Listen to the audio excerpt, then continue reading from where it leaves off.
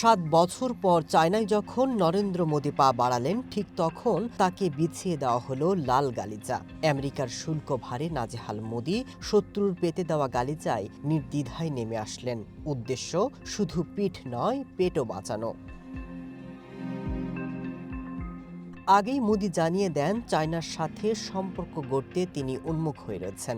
বেজিংয়ে নেমেই তাই তো তর্স হয়নি মোদির। প্রেসিডেন্ট শি জিনপিং এর সাথে দ্বিপাক্ষিক বৈঠকে চায়না প্রেসিডেন্টকে বার্তা দেন তাদের বন্ধুত্বে কল্যাণ হবে পুরো পৃথিবীর। দুই দেশের 208 কোটি মানুষের স্বার্থ জড়িয়ে রয়েছে এই সম্পর্কের উপর।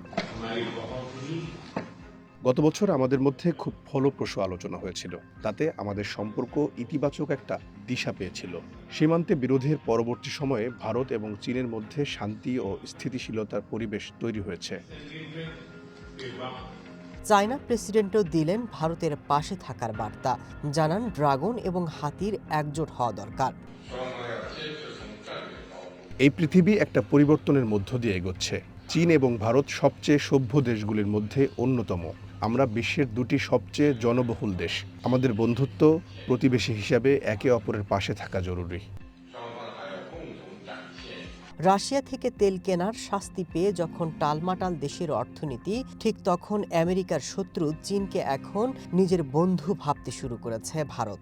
মজার ব্যাপার হচ্ছে, চীনের উপর নাখোশ আমেরিকাও। সেই সুযোগেই বেইজিংয়ের কাছে আসতে মরিয়া নয়াদিল্লি। এদিকে পুতিন এবং প্রতিবেশী দেশগুলোর সাথেও সাইডলাইন বৈঠকে বসবেন মোদি, যেখানে দিল্লির স্বার্থ নিয়ে চলতে পারে দেন দরবার। এর আগে ভারতের প্রধানমন্ত্রী 2 দিন জাপান সফর করেন, যেখানে দেশটির সাথে 13টি চুক্তি সই হয়।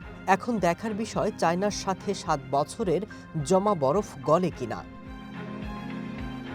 Masud Rana, one international desk.